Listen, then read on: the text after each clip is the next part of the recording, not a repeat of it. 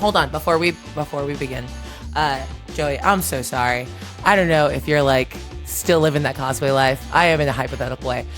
You have to be Jace from Arcane. Okay, look, here's the thing. I'm not saying no. I'm just saying that the actual you don't want me to do it? I don't know. I don't have an opinion. Okay, Victor, no, I'm just saying the actual costume. And I'll be Mel, and we're the world's most perfect throuple, no. according to all of the internet. Oh, no.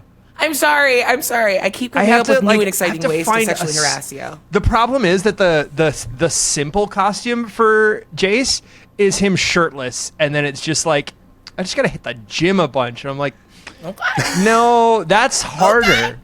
That's harder. No. You have to be at the end of season 2 when he comes back and he's traumatized with a good beard and a big sword. Mm-hmm. Yeah, I cut my hair. And by sword, I mean hammer. Immediately had that, and it was just like, yeah, wait, it's already ready to go. Ah! Joey, we have to. I'm sorry. Oh no, okay, but before that, we need to do a podcast because today we are starting with episode 3. Are we starting now? Yeah. Okay. Oh gosh. Hey guys, welcome to the Top Shelf. When we started this, when Alex and I started this, we said that we were going to talk every episode about a different system, about a different game, about a different role-playing book, and we're immediately breaking that format because Aabria is here. Yes. And we are going to talk about running games, being a storyteller, being a DM, being the one in charge of a world of crazy misfits and murder hobos. Aabria, hi, welcome. How you doing? I'm so good. If I'm allowed to say, I literally just landed from New York and like the Madison Square Garden show. So my throat is absolutely shattered, but I'm so happy to like jump on and hang out and talk shop with y'all. This is as if I had a long day already. If you remember, from those of you back from the Geek and Sundry days, there's a clip of me going around that says, it's just me zooming in, it says I'm a liar. That continues to this day with when I lie constantly about what we're going to put out on this channel. Yeah. Look, we're doing what we're doing. We can talk about whatever. We can pick a book. I'll lie. Yeah. Book club? A book club. Yeah. It's a TTRPG book club, basically. Really cool. Yeah. So, like you've come back from this amazing show that like kind of shows just how much being a storyteller has like become a performance. Yes. And the need to have that kind of level of performance and stuff like that. But you all also run like home games and stuff like that. When the fates align and you have the ability to. So, kind of right off the bat, a lot of people don't understand if there is a difference between running a home game and running a game on stream. Do you guys see like a big difference between those two? Oh, 100%. Yeah. I think the biggest difference is the like space to take your time. Even with edit, like there are certain shows that have like an edit and some that don't. Like CR is truly, there's no edit there, so you're like watching everything happen in real time. Wild that it's scripted. Yeah, and it's heavily scripted but unedited. Yeah. So, you know. But Dimension 20 has an edit inside of it. But even still, that like pressure to like get it right in one and like nail those moments and to try to get like phrasing and intonation, all of that right, because you know it is public facing. There's something about knowing that someone else outside of like the like protected circle of your table is going to be consuming your story. So you have to live outside of like in jokes and like the little like moments that you have and like the time and space to breathe and think and like it does feel very different, even when the muscle memory of play still makes you a performer. Like, I think everyone that sits down and plays a TTRPG is a performer. It's just about the, like, who you are imagining is receiving the story you're building. Is it something for just you and the people that are sitting next to you, or is it that plus an outside group of listeners or viewers or people that are there live? Like, all of those have, like, a bunch of extra rippling out branches that have to be considered that you don't have to worry about in a home game. Yeah, so to kind of like turn that on its head in like a home game, you're sitting there playing a game, but you're also playing for an audience, like very small, intimate audience of your own friends. And then when you get to do have a moment as player and NPC, or whatever the storyteller, the DM's throwing at you, you have the rest of the table there as your audience. So that's kind of the way to look at it, I guess. Yeah, I find that there's a difference between, like, when you're playing for just your friends, it is obviously much more casual. Like, that goes without saying. It is a place where you're just sitting. There's a lot of, like, fucking around and eating pizza or whatever. Like, it's very just, I mean, and obviously, like, you get, like, at least at tables that I run, you get into moments where they're very in character and they're very dramatic or whatever else is happening. But then there is also the in-joke, or there is the other, something happens and everybody goes, fuck, or whatever, and, like, breaks character, and it's fine. Yeah. But specifically, like, I don't play a lot of D&D on streams. Most of what I do on streams is vampire related or other dramatic role playing. So there's not a lot of comedy, there's not a lot of fucking around. Oh my god. I've never heard Alex make a joke. I just want to be on the record. Did you know the cat was there? No, I saw her, like, what was I saying? My home games are usually a lot more comedic, much more so than games that I do on streams, because there's a lot of, like, at least the games that I get hired for, the games that I do on stream are generally pretty dramatic. There is, there is a period of time that I'm still in, and I'm still encompassed by this period of time, where people don't think I'm funny. So again, I've never heard you make a joke. I don't get to be funny on streams. Oh no! Do you think it's because visually you are so spooky that everyone goes, like, could you imagine one joke? Oh. Yes, there is a cat in here. I trapped my other cat in the room. Yeah. Alex and I kind of got in trouble for being, like, too serious or too dramatic in a game. We were playing a game of 3-5 with some friends. Yeah. And, like, we have the privilege of the fact that, like, a lot of our friends are actors and performers and things like that. So there is a level of immersion that happens at a table that we are playing at, or at least we assume there is going to be. And Alex, true to form, was playing Necromancer. So this was, like, the first time I had played D&D since I was, like, I think ever, honestly. This was the first D&D game I had ever really played. Oh, was this really? Yeah, because I had played a lot of, like... Quiet one. No, this is the loud one. I had played a lot of games, like video games and things like that with D&D rules, so I knew the rules of 3.5, but I never played an actual... I think maybe this was the second time I had played a game of 3.5. Yeah. And the DM kind of forced me... He gave me no choice as to what class I was playing. He's like, you're playing this, like, homebrew class that was, like, a mix between wizard and cleric to make a sort of necromancer, because in 3.5, wizards were absolute dog shit necromancers, and clerics made better necromancers than wizards did. Yeah, so to give you something... Because you could, like, rebuke and repel and all these things with undead. You could control them much better than if you were a wizard. Both of you leave. I like Alex's sort of pussy struggles. Also, are we allowed to swear? Yeah. And say the word pussy? I mean, please don't refer to my relationship to my cats as pussy struggles. But yeah, so that's what it was. A situation of, like, we had a guy that we knew who was running a 3.5 game because he had all of the 3.5 books and he was never going to run anything else. It was one of those people. Respect. And Joey and I got put in the game together with two other of our friends who were also new to D&D. Mm-hmm. And it was a situation where, like, we were doing a dungeon crawl, and this was the introduction. I think I had done one session previous, and Joey was being introduced in this session, and you were I was like a snivelly kobold. You were like a snivelly kobold based on, I think your voice was based on Krillin from Dragon Ball Z. Yeah, something like that. Like it was kind of that voice, and I wasn't doing a voice, it was just being me. And we got into an argument, me and Joey, in character. Like got into an argument about like something to do in the dungeon. I have no idea. This was so many years ago. And the whole game deteriorated because of our argument, because they couldn't separate us from our characters. Everyone was like, "Hey, I just want to make sure you guys are okay." So they were like, yeah, like, hey, we need to fun. Like, guys, stop taking the game so seriously. And we're like, what? That's so funny.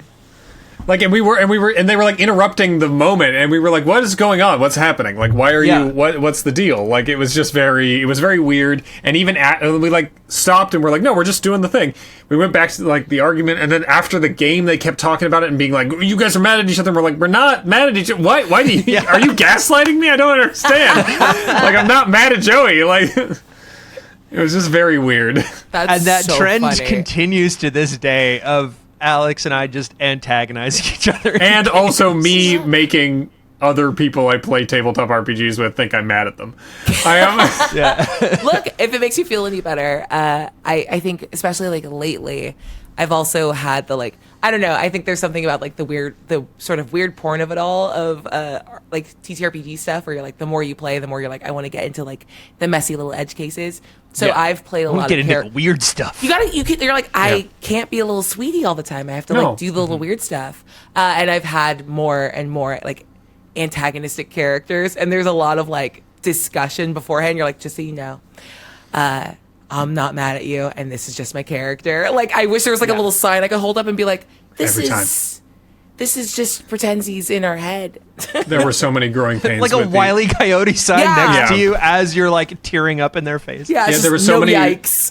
Yeah, it was like the early days of LA by Night. There were so many conversations I had to have with people as Jasper that was like, no, he's just a dick. Like, I'm not mad at you. Mm-hmm. Yes. I'm not, like, what I'm saying to you is not me saying you're a piece of shit to you, the person I'm sitting in front of. Like, this is what acting is. I don't understand how to tell you that I'm not talking to you. I'm talking to a character you made up that I'm now imagining, and I'm speaking to you. Yeah. Like, I don't know. And it was because I came to the actual play universe. I don't know why I'm covering my eyes. It's been a long day. I am from, like, I'm a professional actor. I work in the film and television industry. And I hadn't done any actual plays before, and I had only played tabletop games at home, and I had never done a really in-depth tabletop experience, like an in-character all the time kind of thing. Because like even when I used to play Vampire when I was in high school, it was very around a kitchen table, like whatever, fucking, oh, I'm a vampire, I'm gonna bite this guy. You know, it was not the way we play now. And so like what quickly became, oh, we're doing this in character, this is how we're, after the first episode, we were like, oh, this is a whole different way of playing this. Yeah. I was like, okay, cool, we're in character, great, everybody understands. And then it quickly became apparent that nobody understood. Yeah, I think that's the hard thing, especially because, like, not to make you feel like a sort of elder statesman of, like, actual play, but LA by Night was one of, like, the early bigger, like, shows that, like, lived in, like, a really heavy tone. Yeah. And stop smiling, I'm complimenting you. Fuck no, off. it's just, like, the idea of that is wild to me. Yeah, but, like, people, even, like, at the table, transitioning from, like, what they knew from their home games, which is, like, I will spend a portion of my time in character and then sort of laugh and sit back and be above it and, like, jump in. It's hard to, like, bridge the gap between you're an actor the whole time and your character is something being improvised and is so close to you that, like, bleed is easier because there is a thinness of the veil between actor and character. Yes, and, like, that, at least to a certain extent, doesn't really happen. I mean, it can, I guess. At least at my tables, it hasn't happened, I guess is how I should say it, where there isn't that, like, we're not in character all the time, so there is that natural, like, oh, yeah, now I'm in character, now I'm not. Yeah. And people don't necessarily have as much bleed there as as I have experienced in actual plays where we're in character all the time. Yeah. which is Candela. You guys were in character all the time. As well. And there were people were definitely experiencing bleed and dealing with that because Candela. That's and I'm because sure it's a mechanic. Yes. See what I did there? You told a joke, the thing I don't do. Yeah. It's okay. If you ask a certain segment of Dimension 20, I also don't make jokes. And my thing is transitions. So speaking of mechanics, I want to... What a ham-fisted transition. That was beautiful. I do want to point out that a lot of people come to playing TTRPGs, whether professionally or at home, through D&D. That's usually the gateway drug. For sure. And so, Aabria, you've run many more systems than just D&D. Now looking at it and knowing the way you run things, what is it that is important for a system to have? What's the ideal thing? What's that little that it needs to have? Ooh, this is interesting because I think lots of systems are good at lots of different things depending on the kind of story you want to tell and how deeply you want to feel immersed inside it. There are a lot of games that are nearly GM-less where you're doing a lot of play to find out. It's everything. I feel Powered by the Apocalypse is the sort of middle of the road, and you're it gets lighter than that, and you have roll for shoes, which is I think it's actually impossible to stay in character because an important mechanic is how do I abuse the mechanics to have fun with the story. Right, and lasers and feelings versus everything that gets heavier from there. I don't know any of those games. Oh, I'm going to show you so much cool stuff. Lasers and Feelings is super fun because it's truly just it's either one of every choice you make that requires a roll is is it a laser roll or a feeling roll? It gets really light and you hit the point where you're oh, we're doing improv with a little bit of a randomizer. Right. Versus heavy, deeply constructed, St. Paul's Cathedral level games that are way crunchier, Mongoose Traveler, things that require a lot of build up to get in them. Where even D&D would be damn, that's real crunchy. That's real crunchy. I think the folks at home would be surprised to learn of how few games I've actually played. Respect. Ooh, we should have a little fun time, and I'll just run you through even if it's not here's a game and we tell a full story in it. But just looking at a bunch of books and realizing for me a game is good and can do the thing you want. The quirk is if you can spot the quirk. Yeah. If you can tell as someone who wants to run a game what the story is going to put a thumb on the scale to have you do, then you can build your story accordingly. Because there are so many systems and so many levels of depth and complexity. Right. As long as I can tell after about an hour of study what the mechanics are telling me story-wise will be highlighted and pushed forward, then you can figure out a story in any system. But sometimes there are games that are written to try to do something I don't like using the phrase all the time because it feels very pedantic and up my own butt, but there's a lot of ludonarrative dissonance in certain games where you're oh, you're trying to do something much heavier than your consequence mechanics will allow. Right. I've experienced that before where it's you have a mechanic in place that is very inflexible, and the thing you are trying to do fits outside of that mechanic, but you're still forcing us to use that mechanic within the confines of your game, and it doesn't work great. Exactly. Yeah, it's because there's the argument of well, I mean, I guess then do you prefer me transitioning? Do you prefer running a game that is more rules heavy or more rules light? I think it depends on the okay, so walking down the sort of a little tier tree. What am I thinking? A flow chart of one, is this on camera or at home? Right. Two, what's the duration? What's the tone? What's my table look like? I think in general, I prefer a medium bodied game, something in and around a little bit of leg, a little bit of leg, it sticks to your ribs a little bit. Maybe a wing. maybe a wing, but then you can like strip mechanics away Yeah. if you see that like your table's getting a little overwhelmed. I like having plenty and then going, don't worry about that. We don't Don't need worry that. about We that. don't- Don't worry about that. Yeah. And stripping them out instead of having like, there's been a couple systems that I've played where I'm like, this is very fun. I have to add weight because nothing feels heavy for the group Yeah. because it is very like, and then you move on to the next thing and nothing really matters. And you're like, I need density. I need there to feel like some of these consequences, some of these roles or turns or choices can like affect deeply and profoundly the next thing we do. Right. Yes. And it also, like in my experience, like a super rules like game that's just like use your imagination, can paralyze some players, especially if they're not like a performer by nature. If they haven't been trained. Sometimes that is freeing, but Yeah. other times that the paralysis of infinity can set in for sure. Like I consider the game in play is, such and such game that is like, you have one stat or whatever. Like there's nothing, you just make everything up and you go with the flow of imagination, which can be very great. And I like doing it. But also then I've seen players that just go, what do you mean? What do I do? Like I don't know what to do. And then like that becomes deeply unfun for them because they don't know what to do. And if like the whole point is to be having fun. So like, 1,000%. I talked about this a bit on the CR game runner conversation when I ran Candela. That like at the end of every big like expository dump, and you're like blah blah blah blah blah. Here's the stuff: a monster, a vibe, someone to kiss. What do you want to do? The first thing 90% of like your table will do is glance at their sheet.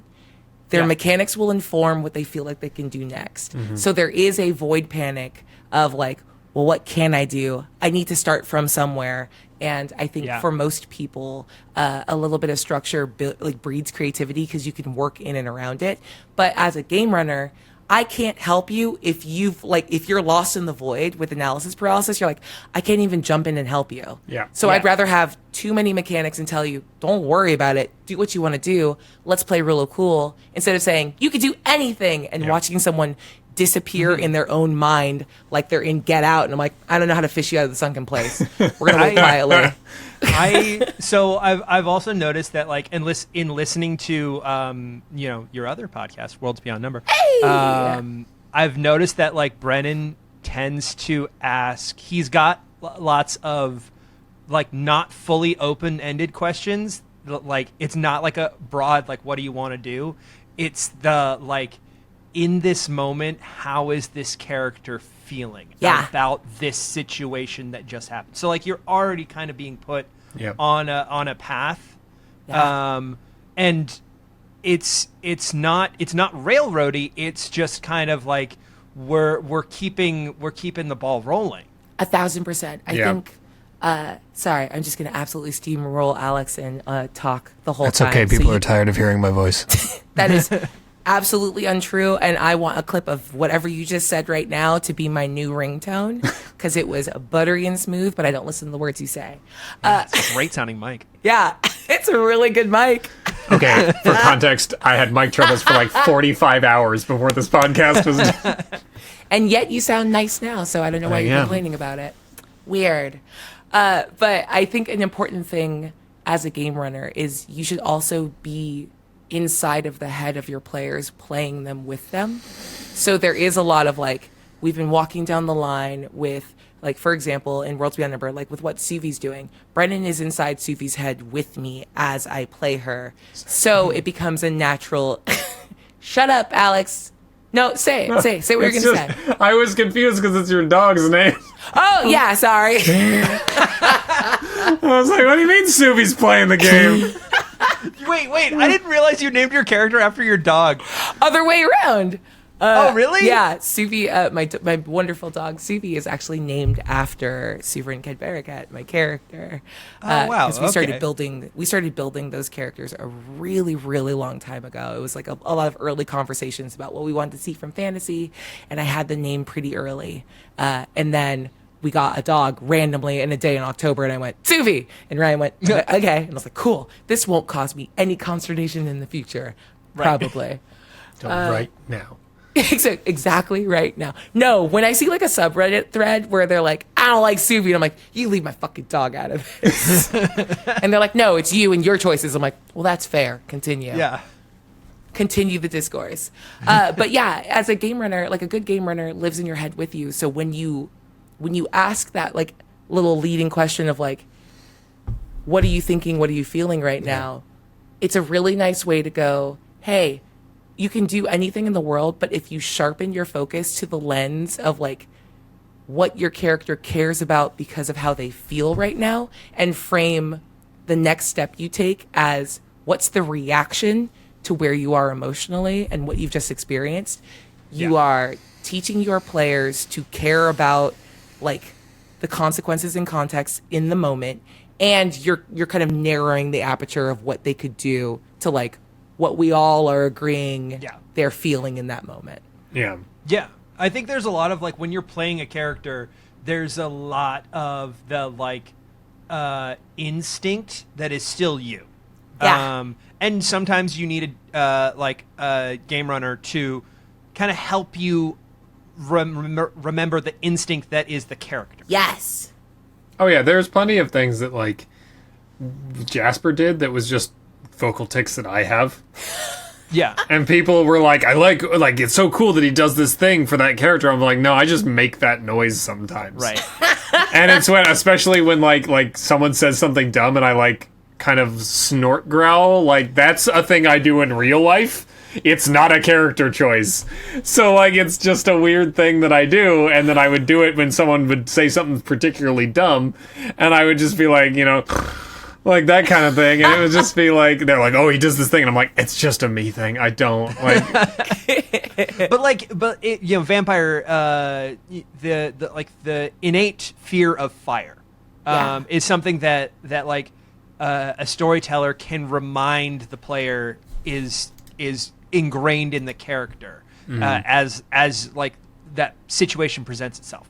Because as a player running through mechanics, you're sitting there going like, okay, how do I get around the fire, and like all of that, and like you're starting to figure out the problem, and you don't have that core fear that is like telling you like that is informing the decision. And sometimes it needs to be like a storyteller needs to remind you of that, so that you can play the character. Hell yeah. Puzzle brain versus story brain gets bifurcated really easily. Oh, absolutely. I was shooting something today where I'm playing an idiot, and it was so hard to like just fucking not be like, I have the solution to this problem. Like, and just be like, nope, don't know. Like, it's, oh my God. Have you experienced the thing where you're like, this is freeing, and now I'm frustrated. Oh, I'm already frustrated. How do I tell you? Like, yeah. Where I was like, I have a solution to this problem. I want to do this thing, or I want to have this insightful moment where I say a thing, and I just have to go like, huh?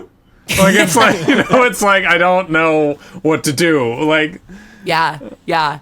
Oh God, that's so real. And yeah, like to your point, Joy, it is important, like as a game runner, to like sit there and go like, let me remind you again about the thing of like, it's never good to prescribe feelings to a character. Like, I'm never going to tell you as a storyteller how you feel, but I can walk you towards a feeling because of things that are true that you might be forgetting, or reminding someone of like contextually, especially in like recorded things where you're like, oh, it's been 3 weeks since we filmed. And you're trying to find the like emotional, like where you were resonating in the last one. Yeah. Sometimes that's the storyteller that has to like kind of take it and go like, remember, this is where you were. You were panicked about this. You see fire. This is not a puzzle. This is a story moment. Like, you trying to work around fire. In a panicked moment, you're not thinking about how to solve the puzzle. You're thinking about how not to die. So can I use that to help you, to help remind you to turn off the problem solver in your brain? Because I know you can figure this out. It's not the world's hardest puzzle. The problem is no one's at the top of their intelligence when they are facing an existential threat. No. Yeah. No, totally. Absolutely. You do a dumb fucking thing. You're like, oh, I don't know this, and it's hard to divorce yourself from the person sitting at the table playing the game and being like, okay, I'm in danger right now. Pause. Let me examine this for 45 minutes and find the best possible. It's like, no, you have to make a decision right now. You got to tell me exactly right now what's happening. I'm not waiting. Like, I had the first D&D game I ran was just for friends. This is like right when Critical Role kind of was starting, and we now what's Critical Role? A show that some assholes do that we don't hang out with. We started a home game. Joey was in it with just a bunch of my friends. And I had one particular. We were going to invite you. Yeah, we were going to invite you, but I didn't know you, so I didn't invite you. Fucking rude. I know. I didn't meet you until quarantine when we played a Kids on Bikes game together. Yeah. Also, if it was early in CR's days, I might not have been playing D&D yet. Yeah. I started playing D&D like as Critical Role came out. Yeah, it was like I think halfway through campaign 1 that we started this home game. Fun. Because Joey and I were both friends with like Matt Mercer from CR well before CR. We had known them for a long time, and then I was like, kind of like, we were both like, oh, we should support our friend's show that we don't know anything about, and then we both started watching it. D&D alone, and we're like, oh, I want to play now. Fuck. Yeah. So I started. It was kind of Joey and I being like, well, okay, I guess I was like, I've played tabletop games before. I guess I'll run this game. Was it homebrew or a module? It was playing Out of the Abyss. Yeah. Which I deeply have so many problems with. Yeah. Not the story, the way the book is constructed. They use shitty glue. No, I mean what? That was the layout. That was a thing in the original Player's Handbook, though. They used it really was. bad glue, They did. and everyone's like original PHBs fucking fell apart. Yeah, no, it was just the way it was laid out, because it starts you in the Underdark with like 14 NPCs as well as your party members. Yeah. And then doesn't tell you what to do with those NPCs till halfway through the book. Yeah. So I was like, I don't want to have these NPCs. I'm going to have them, to illustrate how fucked up the Underdark is, I'm going to have them be murdered by things as we go, because it's like, get rid of these fucking NPCs I don't want. And then I get halfway through the book and it's like, hope those are still alive because they're important to tie in the second half of the story together. And I was like, why didn't you say that at the beginning of the book? Anyway, not my point. My point is, I had a player, who I will not name, who is a wonderful performer and a wonderful person and a good actor, who was paralyzed by D&D. And Chalamet. Yes, Timothy Chalamet. Yes. Played in my home game and didn't take me along with him, and I'm mad at him forever. Could not get past the decision paralysis of D&D for a long time. It took him a long time to get the understanding that when I say when you're presented with you can do whatever you want, it's not, please examine all possible avenues and make the correct decision.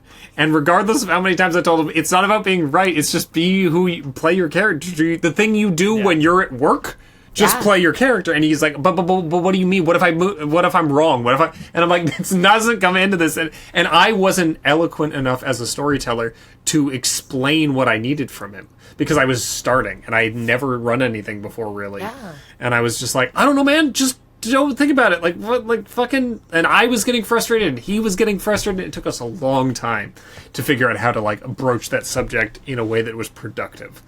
Word.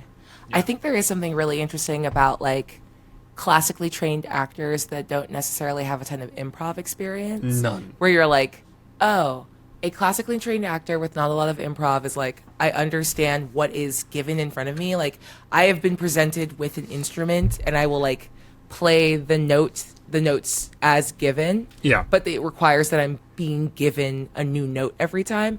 Versus I think there's something inside of the, like, doing any amount of training in improv is like, make a choice. Was it bad? Fuck it. Keep going. Yeah. Yeah. Totally. But I think there's trade-offs for both. I think you get more, like, you get less analysis paralysis from an improviser, but there is something about the, like, with longer games and, like, sitting inside of specific feelings or tensions or arcs. I think improv asks you to release things a lot more quickly. Yes. So certain games and certain tones are a little harder to ask improvisers to hold and linger in. You're not really trained in improv. Excuse me. You okay? Is this making you emotional? Yeah, I'm just going to, don't worry, I'm just going to throw up. You're not really? Yeah. Trained in improv. No, improvers aren't trained to hold on to an emotion. Yeah. You know, you're not taught, hey, hold on to this, feel this, and live in that, and keep that feeling. Yes. You're do this thing real quick, let it go. Like, it's like, it's that kind of mentality. So then when you're asked to recall, like, if you end an episode on an emotional beat and you have to pick up at the exact same point, it's like, how do you find your way back to that point? And that's the thing that, like, it's hard. It's like, hey, you're an improviser, you're doing this thing, figure it out right now. Like, I don't have time to run you through an acting class on how to figure out how to be in that emotional headspace again. And it's that weird thing of, like, this is such a weird medium to be a performer in, because it asks you to do everything, and performers train in a specific thing most of the time. They're like, I'm an actor, I'm an improviser, I'm a voice actor, whatever. And this is like, hey, do all of those things. Yep. Well, and then to be a storyteller or GM, like, you're doing all of that plus running the game. Yeah. Yes. You're a producer, you're a director, you're like a little manipulator to be like, okay, I need you to do this for me. What's the, like, thing that I ask of you out loud versus, like, how do I, like, slowly coach you towards it? Yeah. It's a lot, but it's so fun. It's so rewarding. It's so fun when people shut the fuck up and don't tell you how to do it. When the internet tells me I've done something wrong, I'm like, get the fuck out of my life! Leave me alone! I know I did dominate wrong. You've got to let that go. No, it's fine. I don't give a shit. It's catch and release those emotions. Yeah, no, it's improv, like, catch and release. It's what is like? There's as we say, there's no right way to do these things. It's not like, what? Leave me alone. I'm so tired. Nothing. You're doing so good. There's no right way to do these things. There's no wrong way unless you're hurting somebody to do these things. Yeah. So when you're told, like, that wasn't good, you made the wrong choice, it's like, what the fuck? What are you talking about? Like, you inherently, by making that statement, do not understand what these things are. Yeah. And you're sitting at home being like, that wasn't the optimal decision that you made while you were emotional. Like, it's like, what are you talking about? Like, it's puzzle versus narrative all over again. And it's very interesting to watch different, like, fandoms and different, like, audiences have different, like, proportions of, like, puzzle versus narrative people. Yeah. And I do think, very funnily, I do think, like, vampire fans live more inside of, like, the optimization of, like, well, actually, if you had done this and this, it would have gone this way. You're like, yeah, but I don't make perfect choices all day, and that's okay.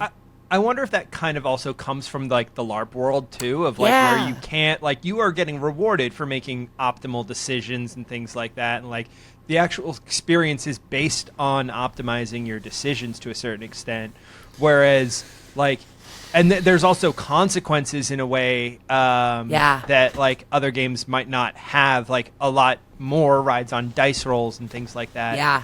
Whereas he's just gone. He's leaving. He's Good just for completely him. Gone. He just doesn't like when we talk about consequences. He doesn't like it. Yeah. No. He's like, no, I want to make the optimal, correct, right decision every single time. No, but I do you know think what I was doing? I was making the optimal, correct decision to move the food that I will eat later away from my cats, because I had this feeling that I was like, they're gonna fucking tear up my fucking food. Anyway, let the cats eat some udon. They deserve it. Give noodles to the boys. Chicken vindaloo. I do. Run me some. Anyway, yes, I agree with what you were saying.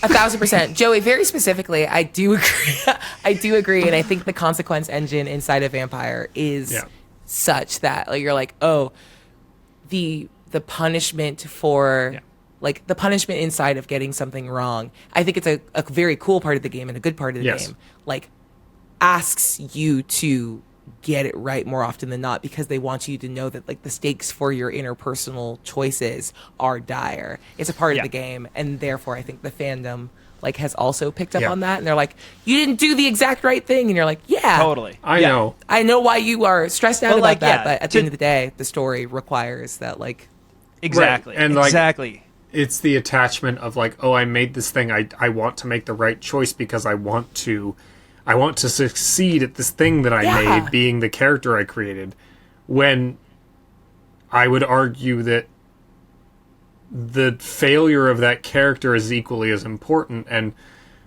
doing the wrong thing can be, as we say, failing is more interesting than succeeding. Yeah. But it is... Joey's dice know that intimately. Building that failure... it's drilled into them. Regardless, like, and it's like, you can't let the fact that, like, you rolled badly be like, well, I fucked up. It's like, no, you rolled some pieces of plastic and they came up in a certain direction. Like, it's like, it's not your fault. You just then, that is the conceit of this game, is that you are leaving certain things with your character up to random chance. Yes. And that is what's fun about it. Yeah. But it does require that little bit of like step outside of the person playing the character and look down as a writer and go, look at that, a plot twist. A plot twist sucks when you take it personally. A plot twist is great when you're a writer and you're like, I'm about to kill my darling. Right. Because in that writer brain is very interesting, because like Mayana is amazingly talented improviser, but also a writer. And then, like, other people kind of coming into this game from, different avenues and different perspectives kind of helps diversify the gameplay style and everything. So for you guys, when you're running a game, like, what does the kind of ideal player look like? What are they bringing to the table? 6'2", blue eyes, 5 Yeah, they look like Kaiba. Yugi, I'm here to play some D&D. Nerd! Is it a hologram or is it not a hologram? Yeah. Discuss. Will it knock me off this rampart, Yugi? Anyway. What does the ideal player look like? Well, they look like a certain person that is between me and Joey right now. Shut up! No. I'm gonna rearrange the image. Yeah! It's just me. Just plug in, yeah. They look like me. I'm the perfect player. Yeah. No, it's It was me all along. Yeah. No, for me, the perfect player is somebody who just deeply wants to go along for the ride and loves the story, regardless of what happens. Not meaning like they love a specific story. They just love the experience of telling a story with other people. Yeah. Regardless of what happens. Yes. That's what's the most important thing to me. Shoot. I will never forget, like, running. I was running a D&D game, and one of the players in it is Connor, who designed the logo for Ghostlight and the Top Shelf and all that. So you've already seen his work. He's a great guy, and his level of enthusiasm for any time anything happened was just so infectious. Yes. That, like, I would have like a little story drop, like a little bit of like lore knowledge, and just see him go, oh, we're really in for it now, you guys. And I was just like, yes. Yeah. Yes. Best Whether feeling. that's sincere or not, I don't care right now. Connor was great. That was so much fun. Like, I don't know how much more I can add to exactly what both of you have said. I always call, like, that ideal player, like that, like, perfect person at the table, like when you got your shooters with you, when you're like, okay, we're all bought in on, like, thematically what we're trying to do. I love those players that, like, start picking up what you're putting down, whether that's the lore or whether that's like a character moment. If it's the theme, I think that's my favorite. When they notice, like, the choices I'm making are leaning into a theme, and I will lean into the theme to the, like, benefit or detriment of my character. I don't care which. Yeah. If I can watch you be both the person inside your body running this character sincerely and enthusiastically and in service of, like, the joy of your friends at the table and the story you're trying to tell for whatever scope of audience, and I can see the little, like, ghost of the writer over your shoulder going, like, I'm gonna put so much stuff in my own way that you're gonna have to get in line. Like, it's just so good. Yeah, it's I love so that. good. Well, that's something that, like, I think another way of saying it is someone also. Oh my God, my words. Start over. Go take a bite of curry. The other thing that I need, I would say I need, is someone at the table who also has my back. Yes.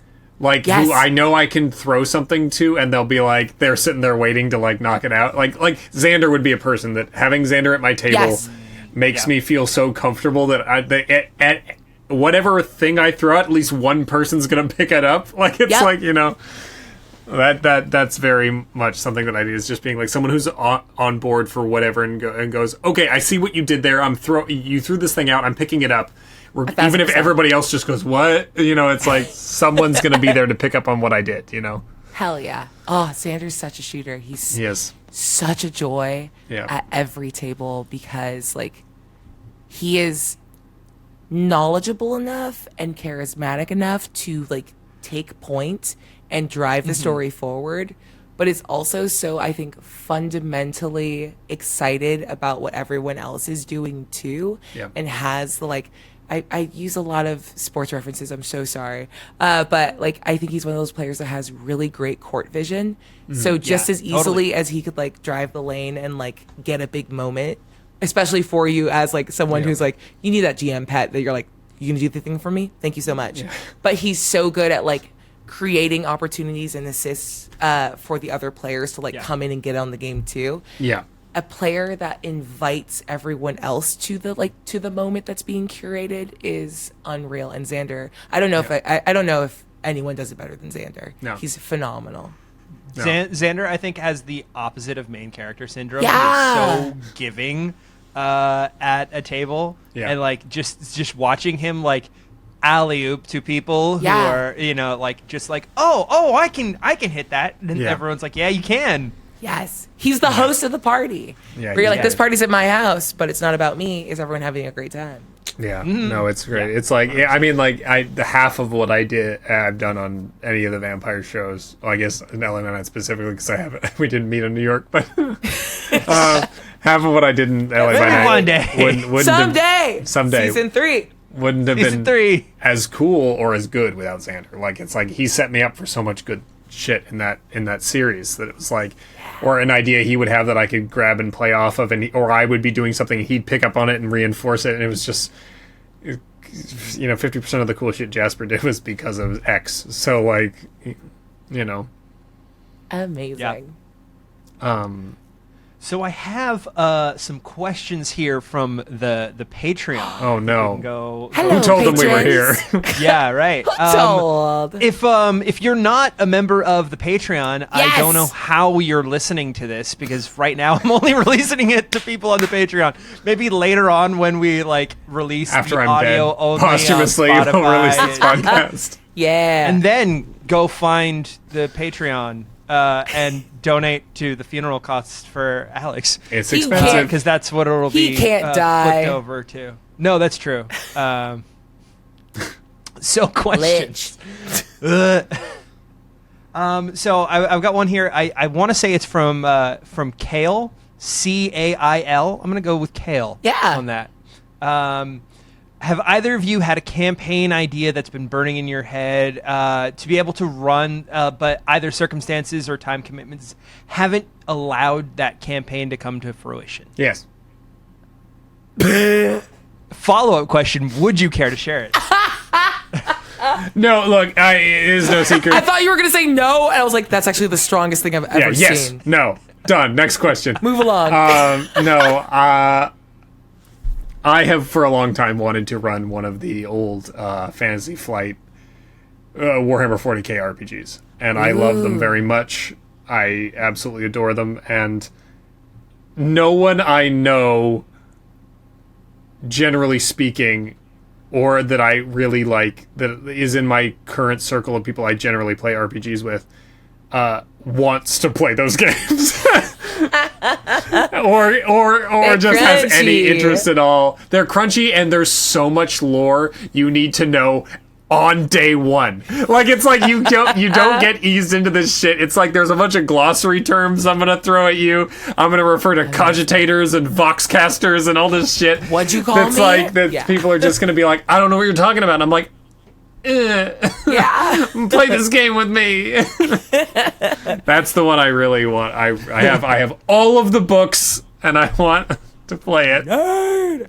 You know what? I haven't gotten to run God, I have the Dune RPG, and I haven't gotten to run it, and it makes me feel crazy. Having said that, I think there's a bunch of ideas that I've kicked up, and I was like, I don't know where or when, but there is something very fun about like if you hold on to it for long enough, you'll find a way to use it. I'm going to be running the next big campaign over at Worlds Beyond Number, and basically putting all of the like cool sci-fi and spec fic and like Dune thoughts. So I was like, finally, it's time for you. The big Google Doc of all of my hopes and dreams gets to get dumped into this like great long form campaign. Yeah. But to have a specific answer, and if I get to run it at some point in the next year, then you heard it here first, everyone. Be quiet. I love the idea of like a very femme forward like D&D party that like their call to adventure. Like I've never really done the like you meet at a tavern. And I want to do it with like you meet in the bathroom at a tavern. Oh, that's funny. I like that. And then have like like it's an old silly trope, but the bonds formed in a woman's restroom when you are comforting one girl crying for no reason, and some very beautiful woman has offered you a bump of a nose drug, and you're like, what is the liminal space of this place? Yeah. Why are we like this? Does this come full circle where ultimately you meet the big bad in a bathroom? Yes! And, exactly. You get it. Yeah, I think nothing like that happens in a men's bathroom. It's just one dude tries to talk to you while you're at the urinal, and you're like, I don't want to talk to you, man. I'm peeing. Like, it's like... You urinating? Oh my God! Don't ask me what I'm doing. A women's bathroom is, like, anything can happen there. Like... It's a magical place. If you're there with a friend, then you're having an out loud conversation, stall to stall or in and out of a stall, and that means every other girl that like comes in can chime in and be like, "Hi, second opinion." Dump him. Like it just becomes this like absolutely not. It's parliament. It's parliament. It's like a piss parliament. There's wigs. It's parliament. Yeah, there's wigs. There's piss. It's parliament. That sounds accurate. Yeah. That sounds like everything I've seen in Prime Minister's Question Time. Prime Minister's Question Time. So I've had an idea for like a 5e kind of setting that I like. It was like a mechanic that I wanted to use, and I never found a place to like put it in. But it was like a Las Vegas inspired place where instead of betting money, casters are going there and betting spell levels. That's cute. So you're like, you have theoretically infinite because the next day you have your spell levels left. And then like, but you're basically spending spell levels to bet. And then if this is like a short one shot or something like that, then the final boss is whoever's been accumulating all these spell slots. That's very cool. God. Yeah, and it's just like, that's unbalanced, but it seems fun. No, I love that. Oh, that's really cool because that's like a fun.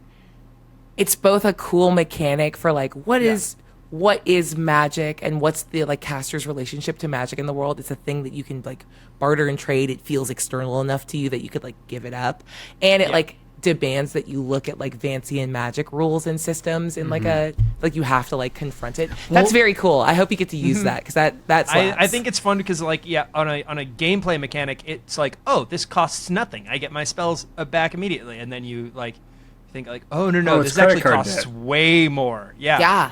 This is way more detrimental to the world. But it's also one of those things where you're like, even if it doesn't affect you, like you get your spell slots back. Yeah. It doesn't matter.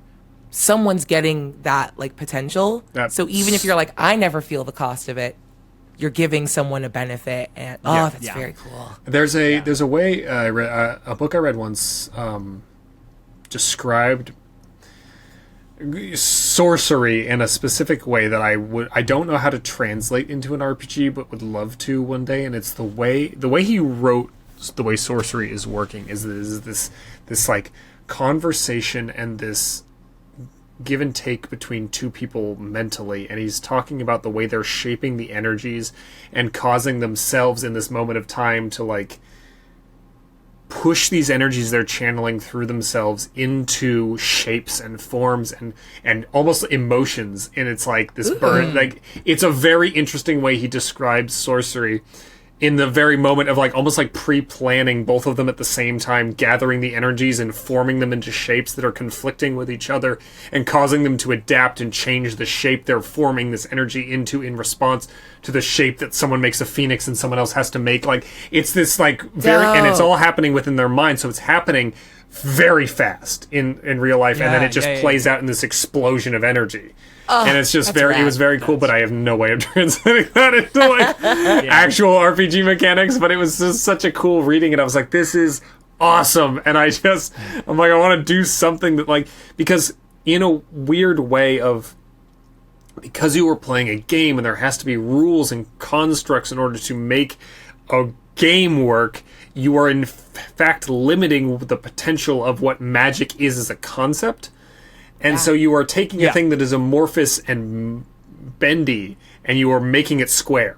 Yeah. And it's just, and that is fundamentally wrong in regards to how magic works, because you are taking a thing that is raw energy but it's not necessarily wrong, because then for the human brain to conceptualize the raw energy, they have to then construct it into a thing, so it is allegorical to actually playing the... Anyway, I'm getting too deep into this. I'm thinking too much about it. Don't ripcord out of that. I think that's amazing. I literally just did a season on Dimension 20 that intersects with that. The idea that in the desire for taxonomy and the forming and understanding, you are inherently limiting a thing. Yeah. That you're in order to understand it, I have to force it into the shape of a box. Well, there's an interesting understanding thing. of magic. I think Freerun did it really well recently, where the way the magic system works is that if the caster can picture it, it's easier to cast. Yes. And it because of the way certain people have magic and things like that, and the way certain people's powers work, and the way their minds work, some people can just be powerful because of that. Yeah. Because just this something intangible about magic, and then I think that's kind of what you're getting at. Well, yeah, it is, and that was the thing that kind of frustrated me about the idea of if we're going back to D&D, the difference between a sorcerer and the wizard is so hard to nail down game mechanics wise, because you're using the same spells and you're using the same system, when theoretically by their own design those two things are so wildly different, because one is coming from a scientific aspect of study and the other is coming from I just have power and I'm shaping it through pure just I don't know this. And I wish there was completely different forms of magic between these two things, because it's such a different... It's yes, you're using the magic of the weave, you're using magic energy, but you should not be able to cast Odaluk's Resilient Sphere as a sorcerer, because how the fuck do you know how to do that? Dog, right. I was having this exact conversation 2 days ago. I think, one, sorcerers should be Constitution casters. Yes. Because it is about what you can push yourself to do, and there should be overclock mechanisms for pushing yourself to do more. Love that. Every sorcerer should be ending with a Jean Grey nosebleed faint. Stop. If I'm not doing that, I'm not being a good sorcerer. Yeah. But also, I think sorcerers, their spells, all the titles should be obliterated off of them. Yeah. I do a thing, but if a wizard came and told me I was casting Autoluke's Resilience Sphere, you're what the fuck did you just say? Yeah. No, I got mad at that guy and I thought bad thoughts and now they're exploded. Yeah, exactly. No, it should all just be completely organic, non-named effects. It's explode. It should be just you're doing the thing. You're I fucking... this is what when we played that Kids on Bikes game together, where you just describe the way you're translating magic into the world, which is cool, but then also how do you quantify that in a game mechanic that requires you to roll a certain number of dice to deal a certain amount of damage? Yes. It's that kind of thing. Yeah. And I had a point that I was gonna say something earlier. I'm sorry. No, it's fine. Hey, I'll figure it out. I could distract you with yes. There's another question. So this is so there's a couple questions that are variations on this, but I like this one from Matt Osborne.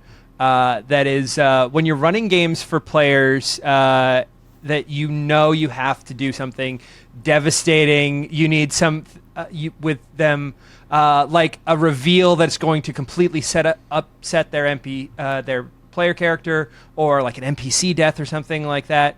that is going to change everything. What do you do mentally to push yourself over the edge to go through with it? And I like this version of the question because it's followed up by someone else commenting saying, "Who is it, Matthew? Is it me? I'm your husband. I see everything." And then Matthew responding with, "Oops, I guess tune in to see what they say." Incredible. There's a actual relationship on like there's stakes. a back and forth. There's stakes for this answer. That's so good. Alex, you want to start? So how do I push myself to do the thing that is going to cause like emotional distress to a player? Yeah. And so like the variations on this question, like Nate is in the comments as well, asking like, how do you balance between like giving players hooks versus kind of sitting back, and like there's a lot of questions on kind of just balance on how to get through a session. Yeah. My way of looking at that thing, that idea of being the force that happens to your players. Yeah. How do you not overdo something? How do you not underdo? I don't think I've ever thought about that. Like I've never had the thought, am I overdoing this? You're setting it up so profoundly. Incredible. I simply don't worry about it. Next question. Honestly, kind of. I've never worried about it. My thoughts on the situation of that, like, players have full agency to do whatever they want in a situation. They are beyond doing something really fucked up that's breaking someone's lines and veils or whatever. Yeah. Rule zero conversations aside, players have full agency to make whatever fucking decision they're going to make and whatever crazy idea they come up with that they're like, I'm going to do this fucking thing. Great. The world may stop you, and I am the world. Yeah.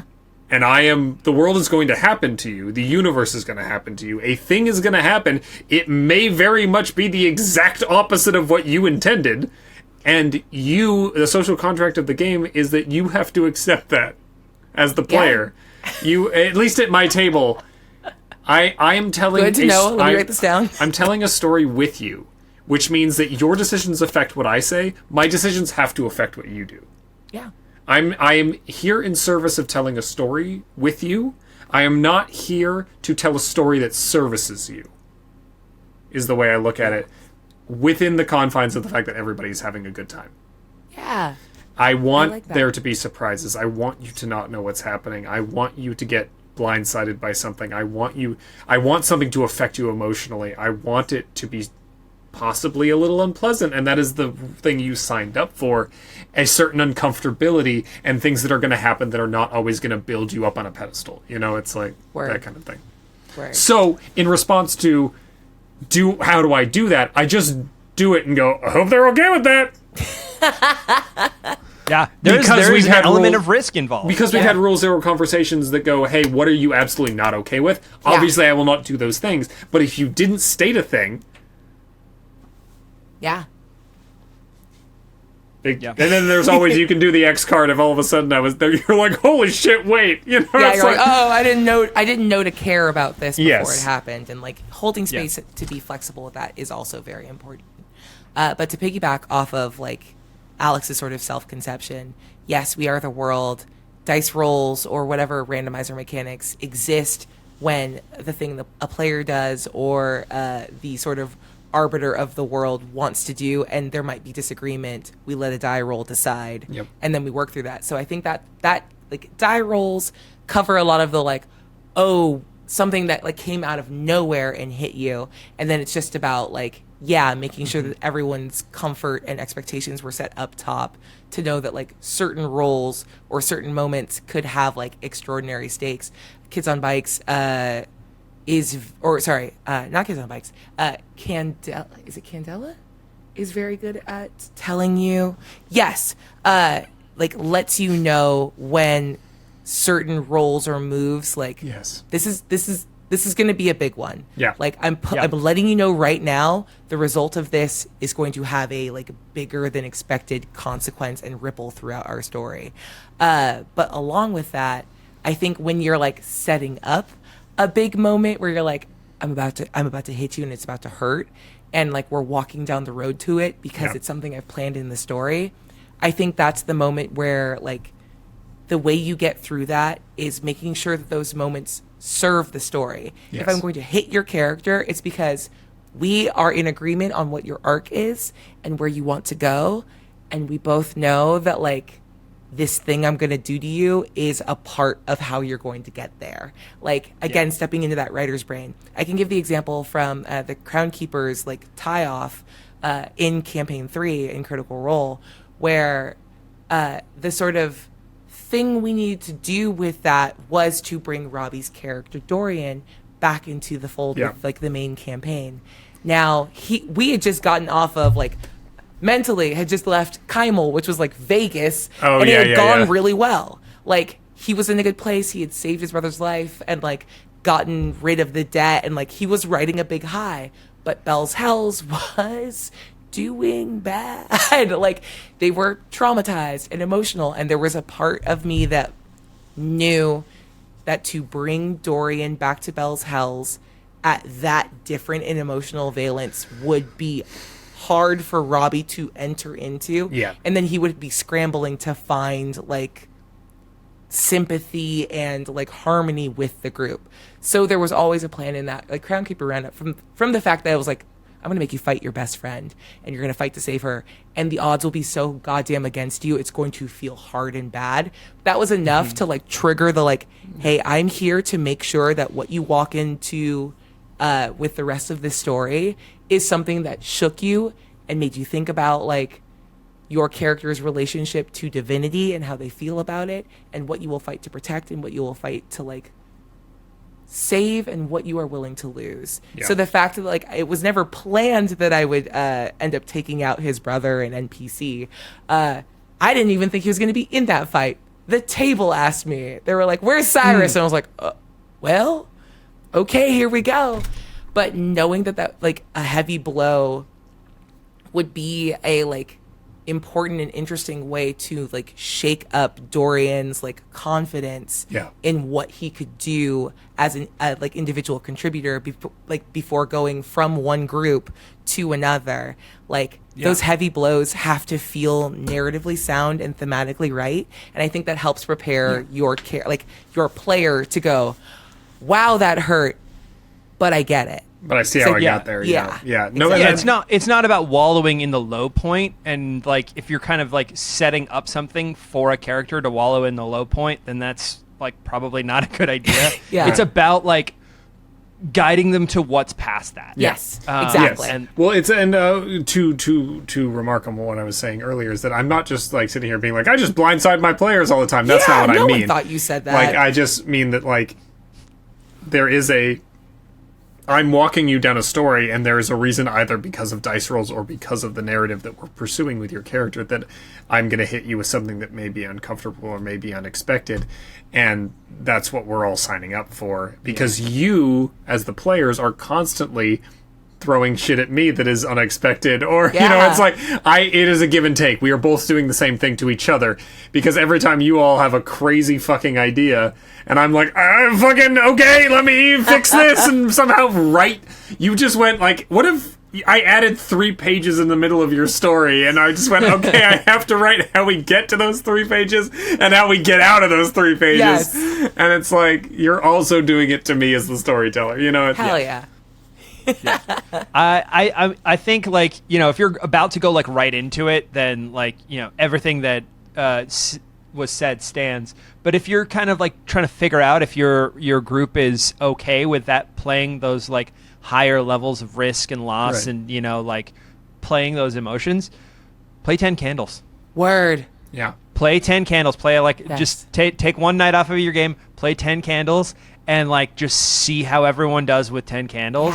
You will like understand how to play loss and inevitability, and like how that translates over to your other game. Then like you know, you're going from an informed position. It's an excellent game, absolutely. If you are playing a game, that's exactly it. Knowing that there's a game that teaches you this will end badly. Can you find hope inside it? Is a really good lesson for players to take forward and go like, the despair is not the thing. what you take from it is, because this isn't a real world simulator. This is a story. Yeah. And that means all the pain has to mean something. Yeah. Can you find meaning inside it? Yeah. All right, guys, we're kind of at time, but do you guys have time for a couple more questions? Yeah. Let's do it. Okay. I've got one from Canadian Kaz here. Kaz! Oh, hi. Sorry. Which, I recognize that name. do you have any tips if the party kills what was supposed to be a big bad / final boss too early? Yeah, what was the thing standing behind them? We don't have to the bigger, badder boss. Just there's always something that motivates. Like, Yeah. it's never just one guy at the end of the road. Like, and I'm not trying to advocate for like inspect the interiority of every big bad, but like, what got them there? Was there a system or a moment that like turned Was it them one into bad the day? Yeah. So you're not talking about like Final Fantasy them, like where it's just like another boss fight right afterwards. Yeah, no. But like, yeah, I think there is something fun inside of the like psych that was a lieutenant, or like letting it live, like the red herring of like, oh, you thought that this was the problem, but like the truest, most despicable evil, the one you actually have to be scared about, would know better than to like be caught slipping early. Right. Well, it's the thing is like there is and it also is very much dependent on the game you're playing. Like, is there magic in this world? Is there a way to circumvent that? Can they come back from the dead? You know, all these things can contribute to that of how you, as the writer, write around the problem that has been given to you by the players. Is like, how do I make this interesting and not ham-fisted? That this big bad either comes back or there is another thing. Now, there was a game I was playing. This happened in a game I was playing in a million years ago. We were playing Warhammer 40k RPG. I will never play this game with you now. Fuck you. No, we were playing that a million years ago. I was a player. I was not the storyteller. And the big bad, the guy, the conceit of the game is that you are members hunting down, like, you're basically bounty hunters hunting somebody down. The big bad shows up. The guy we're going for, who our whole like campaign up to this point has been to catch this fucking dude, is up on a big catwalk above us having his monologue. Yes. And one of the guys... Yeah, don't let him monologue. That's the thing. One of the guys in our party is like basically a quick draw gunslinger, and just fucking pulls his pistol and shoots and headshots the guy, crits him. That's so funny. Killed him. So funny. And the DM didn't have a way around that. Yeah. Like, in the moment, had no backup plan. It was just like, I guess he's dead. And it just basically, the whole campaign went pew, pew, pew, pew, pew, and just petered out. Like, we didn't really play again. Like, it was over. Like, and so, like, I think also, like, a good way around that is to, if you are introducing a big bad to your players, write a little backup plan in case. Yeah, dude. Just have a plot armor on your goddamn... Yeah. Yeah. You are allowed to have plot armor. Your players are not. Bubble wrap your guy. Like, if he's giving a crazy monologue, because you simply must monologue, and believe me, I get it. Like, make sure it's a goddamn hologram. Right. Exactly. Make him have something set up, because he was like, I'm not going to sit here and talk to these guys fully knowing they're a bunch of murder hobos and be like, here, let me talk to you for 5 minutes while I'm completely defenseless. Yeah. Like, don't put yourself in that position as a writer. Like give yourself something, give yourself a buffer. You're allowed to go, hey, weirdly, it doesn't work this time. Yeah. I think that goes back to your earlier point where you were talking about, like, oh, your character, like a character failing a role doesn't mean that they're bad at a thing. Yeah. But, like, I love a world in which, like, this, like, gunslinger crit rolls a skrillion damage, and in the, like, what that means in the moment is, like, you as the gunslinger, you see this perfect headshot. You know what it's like when you get everything right. And then you turn, and as you, like, in that heartbeat, when you know to expect pink mist and be done, you see a hand grab a bullet out of the air. Yeah. Yes, like, exactly. You didn't do a fucking thing wrong. Yeah. That went exactly right. Or even give them the, like, that's what it would have looked like. Show them imagining it.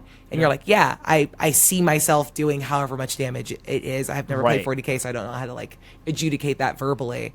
and then be like, A and in squillion was reality, right. yeah, just it's hard to go, it's hard to go around and do the like, don't undo it. Don't have your bad guy just come back and be like, fuck it, he's a lich now, because that's a no but.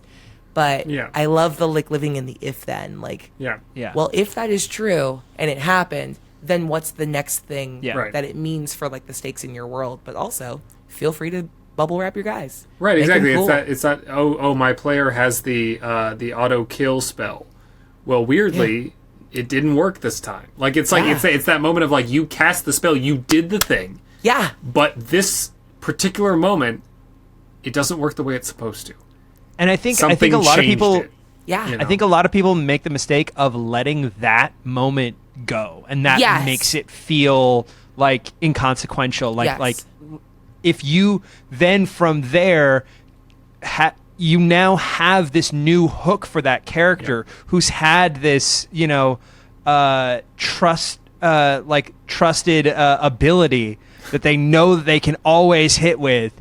And this one time it didn't work. Now they have a new like path to like figure out why, like what's going on. Look, why they can't use that. Don't let Victor Temple bully you with a fire gun for 5 seasons of a show. But for real though, I think there is something really fun in like putting all of the gravitas on it. Like give them a full how do you want to do this moment. Yeah. Let them explain it and then say, and then the next thing happens. Because that wasn't the credits. Because they stand up again from the headshot. Right. And you don't know why. And hell, this could be one of those things where you're like, I don't know why that didn't work. Or like, I don't know. I don't have the like bulletproof reason in the back of my heart. I'll figure it out later. But let them have the moment. Like you did everything right. And something different is happening with this big bad. And that's why they're a big bad and not another obstacle in your way. Right. Because they're the end of the road, not the middle of it. Yes. Because how fucking cool is it to like do the cool thing that your character's whole thing is like, I do this fucking cool thing, and the big bad just goes like and takes it and goes like, oh, you did your cool thing? Yeah. Too bad. Yep. Yeah. And then it's just so much worse and scary because it's like that thing that I'm so good at that has killed a bajillion goblins. Yes. And like he just plucked out of the air like it was a piece of fluff and like is now like, holy shit, what power is that? What does he have? Or what, like all those things, it adds to the gravitas of that character.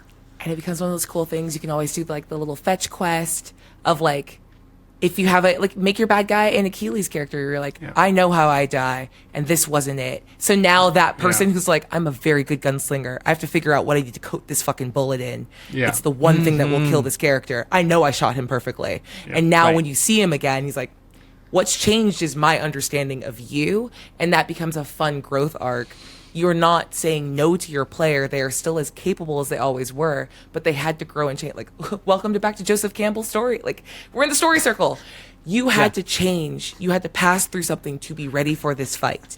You did not arrive at the beginning of the story ready for the end of the story.